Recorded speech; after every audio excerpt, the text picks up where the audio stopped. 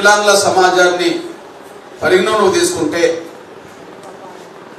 మీరు వికలాంగుల సమాజానికి ఇచ్చిన హామీలు నెరవేర్స్తే ఇవాళ మీరు జరిపించే వేడుకల్లో నా వికలాంగుల సమాజం కూడా భాగస్వామ్యం అయ్యేది. కానీ వికలాంగుల సమాజం వాళ్ళ ఆవేదనతో ఉన్నది. సంవత్సరమైనా ఇచ్చిన హామీ నెరవేరలేదు అని చెప్పి బాధతో ఉన్నది. అది గుర్తు చేయడం కోసం మాత్రమే ఈరోజు సమావేశం అయింది. అంటే దీన్ని బట్టి మీరు ఏ వర్గాన్ని విస్మరించిండ్రు అని అంటే, మీరు ఏ సమస్యలు విస్మరించిందంటే అత్యంత దయనీయ జీవితాలు గడుపుతున్న నా వికలాంగుల సమస్యలనే విస్మరించిండ్రని, వాళ్ళకి ఇచ్చిన హామీలనే మీరు పట్టించుకోవట్లేదనే విషయం స్పష్టంగా రుజువు అవుతున్నది. అంటే ఒక మాటలు చెప్పాలంటే, మీరు సంవత్సర పాలన సందర్భంగా జరిపే వేడుకలకు నా వికలాంగుల సమాజానికి ఏం సంబంధం లేదు. మీరు పండుగలు చేసుకోవచ్చు కానీ ఇక్కడ ఆవేదనతో ఉన్నారనే విషయం మీ దృష్టికి తీసుకొస్తున్నాను నేను. నిజమే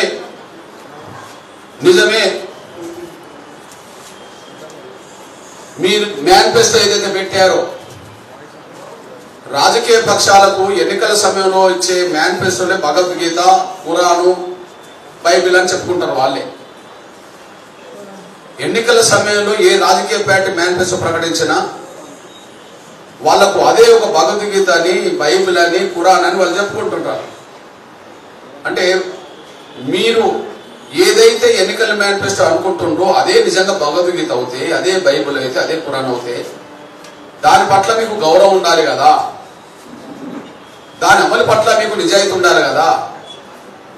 అమలు పట్ల గౌరవం లేదు, మీకు నిజాయితీ లేదు అనే విషయం సంవత్సరం పాటు రుజువైంది కదా అనే విషయం మీ దృష్టికి తీసుకొస్తున్నాను నేను. దివ్యాంగుల సంక్షేమం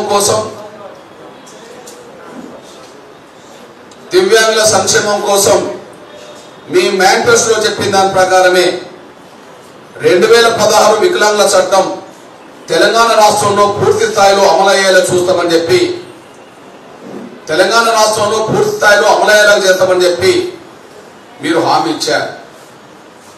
అయితే తెలంగాణ రాష్ట్రంలో 2016 చట్టం ఏదైనా అమలు అవుతుందా అంటే అది అమలుకు ఇంతవరకు నోచుకోలేదనే విషయం స్పష్టంగా ఒక విషయంలో రుజువైపోయింది. వాస్తవానికి దళితులు కులం పేరుతో ఏదైతే వివక్షత గురైందో, ఏదైతే అంటరాని వాళ్ళని ముద్ర వేయబడి ఏదైతే వివక్షత గురైందో ఆ వివక్షత నిర్మూలన కోసమే SC/ST అట్రాసిటీ నిరోధక చట్టం అనేది ఒకటి వచ్చింది. కుల వివక్షత తర్వాత ఈ సమాజంలో ఎక్కువ వివక్షత గురవుతున్నది ఎవరంటే నా వికలాంగుల వర్గమే వివక్షత గురవుతున్నది అనే విషయం అందరికీ తెలుసు. చిన్న చూపు గురవుతున్నది, అవమానాలు గురవుతున్నది, నిరాదరణ గురవుతున్నది, చాలా అనిశ్చిత కూడా గురవుతున్నది. అంటే కుల వివక్షత తర్వాత మరో రకమైన వివక్షత ఇక్కడ ఎదుర్కొన్నది ఎవరైనా ఉంటే ఈ దేశంలో, ఈ ప్రపంచంలో, ముఖ్యంగా మన దేశంలో ఇవాళ వివక్షత మన కోణంలోనే ఎదుర్కొంటున్న విషయం మనకు తెలుసు. వాస్తవానికి 2016 చట్టం సంపూర్ణంగా మనం ఒక్కసారి అధ్యయనం చేస్తే ఆ 2000 చట్టంలోనే 16 చట్టంలోనే వాళ్ళ ఆత్మగౌరవాన్ని పరిరక్షించే విధంగా దాని విధానాలు రూపొందించబడ్డాయి. వాళ్ళ హక్కులను పరిరక్షించే విధంగా ఆ చట్టం రూపొందించబడ్డది. నిజంగా వాళ్ళ హక్కులను పరిరక్షించే విధంగా ఆ చట్టంలో ఉంటే వాళ్ళకి ఇచ్చిన హామీలే మీరు అమలు చేయలేదు అంటే 2016 చట్టాన్ని మీరు ఉల్లంఘించిన విషయం రుజువు అవుతుంది. రెండోది, ఆత్మగౌరవం పరిరక్షించడంలో కూడా ఆ 2016 చట్టం కీలకమైన భూమిక పోషిస్తుంటది. మరి 2016 చట్టం వికలాంగుల ఆత్మగౌరవం పరిరక్షించే బలమైన చట్టం అయినప్పుడు ఈ మధ్యకాలంలో ఒక ఐఏఎస్ అధికారిని మరి స్మితా సబర్వాల్ అనే ఒక ఐఏఎస్ అధికారిని మన వికలాంగుల సమాజాన్ని ఏ విధంగా మనకు అవమానించిందో పేపర్లో, టీవీలో చూశాం. ఆ విషయంలో ఏ మాట కామాట చాలా ధైర్యంగా, గర్వంగా నా వికలాంగుల సమాజం పక్షాన చెల్లెలు మన బాలలత నిలబడగలిగింది. అందరూ నిలబడగలిగారు, అందరూ పట్టం చేశారు. మరి ఆత్మగౌరవాన్ని పరిరక్షించే చట్టం 2016లో కూడా కనిపిస్తున్నప్పుడు మరి ఆ విషయంలో నా సమాజం అంతా రోడెక్కి ఎవరికి శక్తి మేరకు వాళ్ళు దాన్ని నిరసిస్తూ ఉద్యమాలు చేసిన సమయంలో మరి ఆ ఆత్మగౌరవాన్ని దెబ్బతీసిన వాళ్ళ పట్ల ఏదన్నా చర్య రాష్ట్ర ప్రభుత్వం తీసుకున్నదా అంటే ఎక్కడా తీసుకోలేదనేసి కూడా మనకు స్పష్టంగా రుజువు అవుతుంది. అంటే దీన్ని బట్టి మన హక్కులను గౌరవించట్లేదనే విషయం అర్థమైంది, మన ఆత్మగౌరవాన్ని కాపాడతలేరనేసి కూడా మనకు అర్థమైంది. అంటే 2016 చట్టం ఉల్లంఘించబడుతుంది అనడానికి సాక్ష్యంగా నిలబడ్డది. 2016 వికలాంగుల చట్టం కేంద్రం తీసుకొచ్చిన చట్టాన్ని సంపూర్ణంగా అమలు చేస్తామన్న ఈ తెలంగాణ ప్రభుత్వమే అసలు దాన్ని పూర్తిగా నిర్లక్ష్యం చేస్తుంది అనడానికి ఇది బలమైన సాక్ష్యం అనేసి కూడా మనం మర్చిపోదని సరైన అనుకుంటున్నాను నేను. ఇక పోతే ఈ రోజు సరిగ్గా సంవత్సరం తర్వాత ఇక్కడ మనం మాట్లాడుకుంటున్నాం. రేవంత్ రెడ్డి గారి సర్కార్ 2023 డిసెంబర్ 7న ప్రమాణ స్వీకారం చేసింది, అధికారంలోకి వచ్చింది. ఇప్పుడు 2024 డిసెంబర్ 8న ఇక్కడ ఉన్నాం. వాళ్ళ నల్గొండలో వాళ్ళు ఏదో సంవత్సరం పాలన మీద పెద్ద విజయోత్సవాలు చేసుకుంటూ నల్గొండలో భారీ సభ పెట్టబోతున్నారు, రేవంత్ రెడ్డి గారు వెళ్ళబోతున్నారు. మరి ఇక్కడ ఎందుకు మీటింగ్ పెట్టుకోవాల్సి వచ్చింది నా సమాజం అంతా? ఆ చట్టం అందులోనే ఉన్నది. దివ్యాంగుల నెలసరి పెన్షన్ 6,000 పెంచుతాము అని చెప్పి, దివ్యాంగుల నెలసరి పెన్షన్ 6,000 పెంచుతామని చెప్పి ఇవ్వడం జరిగింది. దాంతో పాటు టోటల్ గా మన చేయూత పెన్షన్లు 2,000 నుంచి 4,000 పెంచుతామని జరిగింది. దాదాపు టోటల్ గా అన్ని రకాల పెన్షన్స్ ఎంతమందికి ఇవ్వాలి? 44 లక్షల మందికి పైగా ఇవ్వాలి. దాదాపు 45 లక్షల మందికి పైగా ఇవ్వాలి. 45 లక్షల మందికి పెన్షన్ పెంచింది అమలు చేస్తే 44 లక్షల మందికి పైగా ఇవ్వాల్సిన పెన్షన్ ఇవాళ అమలు చేస్తే నెలకు పెన్షన్ ఇస్తున్న పెన్షన్ కలిపితే నెలకు 2,000 రూపాయల పెన్షన్, 2,000 కోట్ల రూపాయల పెన్షన్ ఇవ్వాల్సి వస్తుంది. ఇప్పటికే ఇస్తున్న పెన్షన్ 1,000 కోట్లు అనుకుంటే పెంచిన పెన్షన్ ఇవ్వాల్సిన పరిస్థితి ఉంటే ఇంకొక 1,000 కోట్లు అనుకుంటే అంటే ఇప్పటి వరకు నా వికలాంగుల పెన్షన్ తో పాటు చేయుత పెన్షన్లన్నీ సంవత్సరం పాటు ఇవ్వకుండా ఎగ్గొట్టింది. సంవత్సరం పాటు ఎగ్గొట్టిన పెన్షన్ ఎంత అంటే 12,000 కోట్లకు పైగా పెన్షన్ ఎగ్గొట్టిందని రుజువు అవుతాను. 12,000 కోట్లకు పైగా పెన్షన్ ఎగ్గొట్టిందనేసి కూడా మీ దృష్టికి తీసుకొస్తున్నాను. నేను అంటున్నా, రేవంత్ రెడ్డి గారి సర్కార్ 12,000 కోట్ల రూపాయల బకాయి పడ్డది చేయుత పెన్షన్దారులందరికీ. ఎందుకు వదలాలి? వాస్తవానికి ఇక్కడ ఈ రౌండ్ టేబుల్ సమావేశానికి శ్రీను తమ్ముడా అన్ని రాజకీయ పార్టీలను ఆహ్వానించాం, అన్ని సంఘాలను ఆహ్వానించాం. ఎందుకంటే ప్రతి రాజకీయ పార్టీ తమకంటూ ఒక అనుబంధ సంఘంగా కూడా వికలాంగుల సంఘాన్ని ఏర్పాటు చేసుకున్నది. ముఖ్యంగా 2007లో మన వికలాంగుల పోరాట సమితి వచ్చిన తర్వాత, ఒక బలమైన ఉద్యమం ఏర్పడ్డ తర్వాత వివిధ రాజకీయ పార్టీలు వికలాంగులందరినీ దగ్గర తీసుకోవడానికి ప్రత్యేక సంఘాలు ఏర్పాటు చేసే విషయం మీ అందరికీ తెలుసు. ఈ నేపథ్యంలో మీ అందరికి ఒక విజ్ఞప్తి చేస్తున్నాను నేను. ఇప్పుడు ఒక నెల జీతం ఎమ్మెల్యేలు, ఎంపీల, మంత్రుల, ముఖ్యమంత్రుల జీతం ఒక నెల తీసుకోలేదు అనుకోండి, అవి బకాయి ఉన్నట్టే కదా గవర్నమెంట్ దగ్గర. అదే సమయంలో ఉద్యోగస్తులకు సంబంధించి ఒక నెల జీతం ఏదో కారణాల వల్ల ఇవ్వలేదు అనుకోండి, వాళ్ళకు కూడా బకాయిలు పడ్డట్టే కదా. అంటే ఒక నెల జీతం తీసుకోకపోతే వచ్చే నెల వచ్చేటప్పటికి దాన్ని వదులుకోరు కదా. మరి డిసెంబర్ 7వ తారీఖు నాడు అధికారంలోకి వచ్చిన ఈ తెలంగాణ రేవంత్ రెడ్డి గారి సర్కారు సంవత్సరం పాటు పెన్షన్ పెంచి తీయకపోతే సంవత్సరం పాటు బకాయిలు పడ్డట్టే కదా. సంవత్సరం పాటు పెన్షన్ పెంచింది ఇవ్వకపోతే సంవత్సరం పాటు బకాయిలు పడ్డట్టే కదా. టోటల్ బకాయిల విలువ ఎంత? 12,000 కోట్లు కదా. టోటల్ బకాయిల విలువ ఎంత? దాదాపు 12,000 కోట్లు కదా. ఈ 12,000 కోట్ల రూపాయల బకాయిలను రాజకీయ పక్షాల మద్దతుతో ఆ బకాయిలను కూడా తిరిగి వసూలు చేద్దామని చెప్పి అన్ని రాజకీయ పార్టీలు కూడా పిలిచారు. నేను మొన్న ఒక ప్రకటన చేశా. ఎక్కడ ప్రకటన చేశా? ఇందిరా పార్క్ లో ప్రకటన చేశా. రేపు డిసెంబర్ నుంచో జనవరి నుంచో పెరిగిన పెన్షన్ అమలు చేద్దామని అంటారేమో, లేదా ఈ డిసెంబర్లోనో జనవరిలోనో ఈ ఒత్తిడి పెరుగుతుంది కాబట్టి పెంచుతామన్న పెన్షన్ ఇస్తారేమో. కానీ ఇచ్చే పెన్షన్ ఒకవేళ డిసెంబర్ నుండి ఇచ్చినా ఆ నెలదే ఇస్తారేమో పెన్షన్, లేదు జనవరి నుండి ఇచ్చినా ఆ నెల నుండి పెన్షన్ ఇస్తారేమో. మరి ఎగ్గొట్టిన సంవత్సరం పాటు ఎంత, ఎగ్గొట్టిన విషయం ఎంత అన్నప్పుడు నేను ఒక విషయం చెప్పాను. పెరిగిన పెన్షన్ ఎప్పటి నుండి ఇస్తారనే సమస్య ఒకటవుతే ఎగ్గొట్టిన ఈ బకాయిలు పడ్డ సంవత్సరం పెన్షన్ కూడా ఇవ్వాల్సిన అవసరం ఉండదని చెప్పి డిమాండ్ చేశాను. అప్పుడు నేను ఒక మాట చెప్పేశా,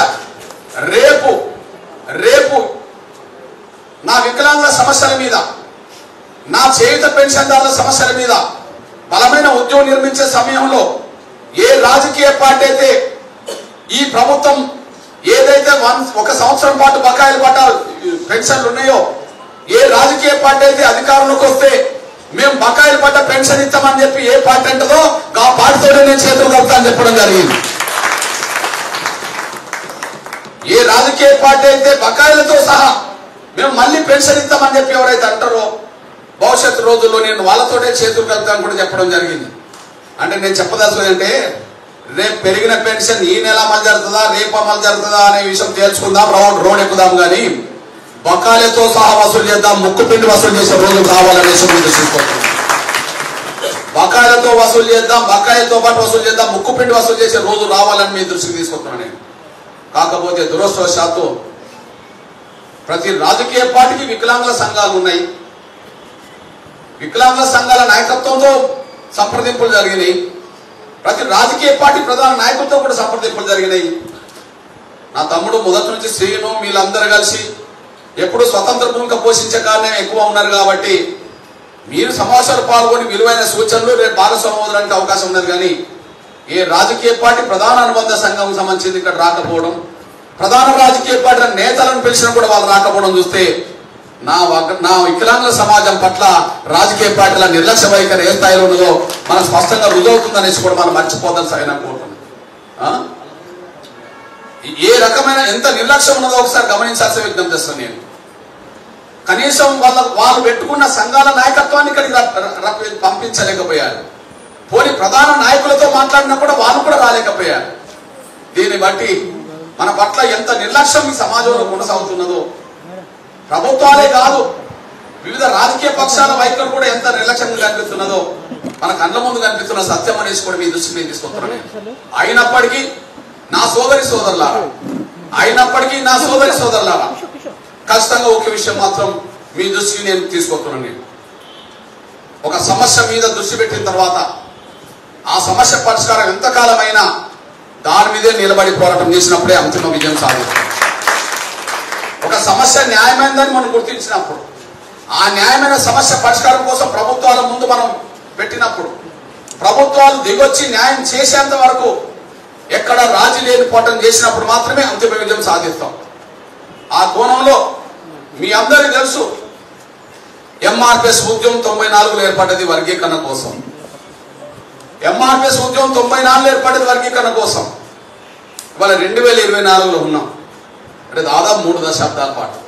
అంటే సమస్య పరిష్కారం జరగాలని ఎంఆర్పిఎస్ కోరుతున్నప్పుడు, ఎంఆర్పిఎస్ చేసే డిమాండ్ న్యాయమైన డిమాండ్ అని సమాజం కూడా అంగీకరించినప్పుడు, ఇక సమస్య పరిష్కారం కోసం ఎన్ని అడ్డంకులు వచ్చినా ఖచ్చితంగా అది నిలబడి కొట్లాడి సాధించాలని చెప్పి ఆ పోరాటం 3 దశాబ్దాలు జరిగిన తర్వాతనే వర్గీకరణ జరిగిందనేసి కూడా మీరు మర్చిపోతారు సరైన కోరుకుంటున్నారు. అంటే ఒక సమస్య న్యాయమైనదని గుర్తించిన తర్వాత ఆ సమస్య పరిష్కారం కోసం పోరాటం మొదలైన తర్వాత ఆ పోరాటంలో ఆ న్యాయమైన డిమాండ్ సాధించేంత వరకు పోరాటం మధ్యలో ఆపేది లేదని చెప్పి ఎంఆర్పిఎస్ చరిత్ర 3 దశాబ్దాల చరిత్ర నిరూపించిందని కూడా మీరు మర్చిపోవద్దు. అట్లనే నేను గర్వంగా చెప్తున్నది ఏంటంటే, మాదిగల కోసం, మాదిగేతర దళిత కులాల కోసం 3 దశాబ్దాల పాటు పోరాటం చేసింది ఎంత వాస్తవమో, నా జీవితంలో ఎక్కువ సమయం కేటాయించింది మాత్రం, నా జీవితంలో ఎక్కువ సమయం కేటాయించింది 3 దశాబ్దాల పాటు మాదిగల కోసమైనా, ఆ మాదిగల ఉద్యమం తర్వాత నేను ఎక్కువ సమయం కేటాయించింది మాత్రం నేను మళ్ళీ మన వికలాంగ సమాజం కోసం అనేసి కూడా మీరు మర్చిపోవాలి. ఎందుకంటే ఎస్సీ వర్గీకరణ పోరాటం 94లో మొదలైంది. కానీ మీతో నాకు అనుబంధం ప్రత్యక్షంగా 2007 నుంచి మొదలైంది. ఎంఆర్పిఎస్ పోరాటం 3 దశాబ్దాల క్రితం పోరాటం మొదలైంది. కానీ 13 సంవత్సరాల తర్వాత ఎంఆర్పిఎస్ ఉద్యమం మొదలైన 13 సంవత్సరాల తర్వాత మీతో నాకు అనుబంధం, మీ సమస్యలను దృష్టి పెట్టే అవకాశం, ఆ సమస్యల మీద మీతో చర్చించే అవకాశం, మీతో కలిసి పనిచేసే అవకాశం నాకు 17 సంవత్సరాల క్రితం నుంచి వచ్చేసింది. ఇప్పుడు మీరు చెప్పండి మొదటి పోరాటానికి నా జీవిత కాలంలో 30 ఏళ్ళు నేను అడుగు కేటాయించాను. కానీ 2007లో మీతో ఏర్పడ్డ అనుబంధం ఈనాటి కూడా చెక్కు చెదరకుండా కొనసాగుతుందనేసి కూడా మీరు మర్చిపోతారు. దాదాపు ఈ 17 సంవత్సరాలు వర్గీకరణ కోసం మన కోసమే ఎక్కువ సమయం నేను వెచ్చించింది అనేసి కూడా మీరు మర్చిపోతాను సాయం అనుకుంటున్నాను. దాదాపు ఎంఆర్పిఎస్ వర్గీకరణ కోసమే వచ్చిన ఒక 10 సమస్యల మీద పరిష్కారం కోసం ఉద్యమం చేసింది. ఎంఆర్పిఎస్ ఎస్సీ వర్గీకరణ కోసమే ఉద్యమం మొదలైన ఈ సమాజంలో 10 సమస్యలను పోరాటం చేయడం జరిగింది. అందులో వికలాంగుల సమాజం కోసం ఒకటి, ఎస్సీ ఎస్టీ ఉద్యోగస్తులకు ప్రమోషన్లు రిజర్వేషన్లు ఒకటి, ఆకలి కేకల యాత్ర చేసి పేద వర్గాలకు రేషన్ బియ్యం కూడా పెరగాలని పడడం ఒకటి, మహిళల మీద అత్యాచారాలు దాడులు జరిగినప్పుడు మహిళలకు ప్రత్యేక కోర్టులు ఏర్పాటు చేయాలనేది ఒకటి. ఇట్లా చెప్పుకుంటూ పోతే ఒక 10 ప్రధాన సమస్యల మీద పోరాటం చేయడం జరిగింది. కానీ 10 ప్రధాన సమస్యల్లో నాకు మొదటిది వర్గీకరణ సమస్య అవుతే నాకు రెండోది నా వికలాంగ సమస్య అనేసి కూడా మనం మర్చిపోవాలి. అందుకనే మీ అందరికీ తెలుసు ఈ 17 ఏళ్లలో నా వికలాంగ సమాజంతో ఏర్పడ్డ అనుబంధాన్ని మరింత పటిష్టం చేసుకునే విధంగా ముందుకు సాగామే కానీ, ఒకరి పట్ల ఒకరు నమ్మకం కలిగి ఉండే విధంగా ముందుకెళ్ళామే కానీ, ఒకరి పట్ల ఒకరి విశ్వాసం పెరిగిందే కానీ, ఒకరి పట్ల ఒకరికి గౌరవం పెరిగిందే కానీ ఎప్పుడు నా వికలాంగ సమాజం ఎంఆర్పిఎస్ మధ్యలో బంధం పెరిగిందే తప్ప ఆ బంధం తగ్గలేదనేసి కూడా మనం మర్చిపోతాం సాయం. అంటే నా జీవితంలో ఎక్కువ సమయం వెచ్చించింది 3 దశాబ్దాలు వర్గీకరణ కోసం అవుతే మిగిలిన 17 సంవత్సరాల పాటు నాకు నా వికలాంగ సమాజం మీదనే నా జీవిత కాలంలో ఎక్కువ సమయం కేటాయించింది నా వికలాంగ సమస్యల మీద అనేసి కూడా మనం మర్చిపోద్దాం నేను సవినంగా కోరుతున్నాను నేను. కాబట్టి నేను విజ్ఞప్తి చేస్తున్నా, ఖచ్చితంగా నా చెల్లెలు ఏదైతే అన్నదో, నా తమ్ముడు శ్రీనివాస్ ఏదైతే అభిప్రాయాలు వ్యక్తం చేసిందో, లేదా సూచనలు సలహాలు ఇచ్చిన నాయకత్వం ఏదైతే చెప్పిందో వాటన్నిటికి కట్టుబడి ఉండి మన ప్రయాణాన్ని మరింత ముందుకు తీసుకెళ్దామనేసి కూడా మనం మర్చిపోతాం. వాటన్నిటికీ కట్టుబడి ఉండి మన ప్రయాణాన్ని ముందుకు తీసుకెళ్లాల్సిన బాధ్యత ఉన్నదని కూడా మీ దృష్టికి నేను తీసుకుంటున్నాను నేను. అదే సమయంలో ఎంతో కొంత వర్గీకరణ సమస్య ఒక కీలక దశకు చేరి ఇక వర్గీకరణ రేపో మాపో అమల్లోకి వచ్చే సమయం కనిపిస్తున్న సమయంలో ఇంకో కొంత నేను ఎక్కువ సమయం కూడా మన వికలాంగ సమాజం కోసం ఇవ్వడానికి నాకు కొంత అవకాశం ఉన్నదని కూడా మీరు తీసుకుంటున్నాను. మొదటి ప్రయారిటీ వర్గీకరణ కాబట్టి, మనతో ఏర్పడక ముందు వర్గీకరణ పోరాటం మొదలైంది కాబట్టి దానికి నేను కట్టుబడి ఉండి కొనసాగించాల్సి వచ్చింది. కానీ మనతో ఏర్పడ్డ అనుబంధం ఏర్పడ్డ కానీ ఇప్పటి వరకు దాన్ని కొనసాగించుకుంటూనే వచ్చేసాం. ఒక అంశం, ప్రధాన అంశం వర్గీకరణ అంశం కీలక దశకు చేరి అది అమల్లోకి వచ్చే సమయం కనిపిస్తున్న సమయంలో నేను మరింత సమయం మన కోసం వెచ్చించడానికి నాకు అవకాశం ఉన్నది. అప్పుడు మరింత శక్తివంతంగా మనం ముందుకు సాగుదాము. మన సమస్యలు ఏదైతే ఉన్నదో ఆ సమస్యలన్నింటి పరిష్కారం కోసం ముందుకు సాగుదాం అనేసి కూడా మనం మర్చిపోదు. మీ వెనక ఏ రాజకీయ పార్టీ ఉన్నా లేకపోయినా, ఏ సంఘం ఉన్నా లేకపోయినా మీ అన్నగా మీ సోదరుడుగా నేను ఎప్పుడు మీకు తోడుగా నీడగా ఉంటానని కూడా మీరు మర్చిపోతాను. ఆ విశ్వాసం, ఆ గౌరవం నా పట్ల కూడా మీకు ఉన్నది కాబట్టి అది వికలాంగుల క్లబ్ సమితి కార్యకర్తల నాయకుల, లేదా వికలాంగులు వివిధ సంఘాలున్న నాయకుల కార్యకర్తలు ఎవరైనా సరే ఎంఆర్పిఎస్ అన్నా వ్యక్తిగతంగా నేనన్నా అదే అభిమానం గౌరవం చూపెడుతున్నారు. అందుకు మీకు ఎప్పుడు నేను కృతజ్ఞత ఉంటాను, ఎప్పుడు మీకు రుణపడి ఉంటాను కూడా మీరు మర్చిపోతాను సార్ అనుకుంటున్నాను. ఏది ఏమైనా నా చెల్లెలు ఒక కీలకమైన విషయం చెప్పింది, కరెక్టే. ఈ దేశంలో మన మీద ఎంతో వివక్ష అణచివేత జరుగుతున్నది. మనకు సంబంధించిన హక్కుల పట్ల కూడా ఎవరు కూడా అక్కడ ముందుకు సాగి మాట్లాడేటోళ్ళు కనిపించట్లేదు. ఇట్లాంటి సమయంలో ఖచ్చితంగా మనకు స్థానిక సంస్థల నుంచి మొదలుకుంటే అసెంబ్లీ పార్లమెంట్ వరకు, చట్టసభల వరకు ఏదైతే రాజకీయ రిజర్వేషన్ కావాలని చెప్పి మనం అంటున్నామో ఖచ్చితంగా ఆ చెల్లెలు పెట్టిన డిమాండ్ పట్ల వికలాంగుల సమితి కూడా అందులో భాగస్వామ్య డిమాండ్ మన అందరి అభిప్రాయం అదే కనుక భవిష్యత్తు రోజుల్లో దానికోసం కూడా కలిసికట్టుగా వాయిసిద్దాము, కలిసికట్టుగా రోడెక్కుదాము, కలిసికట్టుగా మాట్లాడదాము అనేసి కూడా మీరు మర్చిపోద్దామని సైనం కోరుతున్నాను నేను. అదే సమయంలో ఎస్సీ ఎస్టీ అట్రాసిటీ యాక్ట్ నిర్మూలన చట్టం ఎట్లయితే ఉన్నదో ఇప్పుడు 2016 చట్టంలో కూడా ఉన్న ఈ ఆత్మగౌరవం పరిరక్షించే విషయం ఏదైతే ఉన్నదో అది సరిపోతలేదనే విషయం మొన్నటి సంఘటనలో రుజువు చేస్తుందనేసి కూడా మీరు మర్చిపోదు. నిజమే 2016 చట్టంలో కూడా అంశం ఉన్నది. 2016 చట్టంలో కూడా మన ఆత్మగౌరవం పరీక్షించే చట్ట రూపకల్పనలో అది కొంత అంశాలు ఉన్నాయి. అయినప్పటికీ మొన్న ఒక ఐఏఎస్ అధికారి ఆ మాట అనగలిగింది, మనం తప్పించుకోగలిగింది అంటే ఎక్కువ దిక్కు ఇంకా అది లోపం కనిపిస్తున్న విషయం మనం మర్చిపోదు. ఒక మాట నోరు జారిందంటే వాళ్ళు జైల్లో ఉంటారనే మాట చట్టం ద్వారా రుజువు కావాలి. నా వికలాంగ సమాజాన్ని ఎవరన్నా ఒక రకంగా అవమానించిండ్రు, వాళ్ళ నోటి నుంచి మాట జారిందంటే, వాళ్ళ నోటి నుండి వాళ్ళ మాట జారిందంటే వాళ్ళ మాట జారిన వాళ్ళు బయట ఉండరు, వాళ్ళు జైల్లో ఉంటారనే విషయం స్వచ్ఛంగా రుజువు కావాలి. దాని గురించి పటిష్టమైన చట్ట రూపకల్పనలో కూడా మనం ముందుకు సాగుదామనేసి కూడా మీరు మర్చిపోదాం సార్ అనుకుంటున్నాను. అంటే చట్టసభలో రాజకీయ రిజర్వేషన్ల నుంచి మొదలుకుంటే మన అట్రాసిటీ నిర్మూలన చట్టాన్ని కూడా, మన అట్రాసిటీ నిర్మూలన చట్టం వైపు కూడా మనం ప్రధాన దృష్టి పెడతామనేసి కూడా మీరు మర్చిపోదాం సార్ కోరుతున్నాను నేను.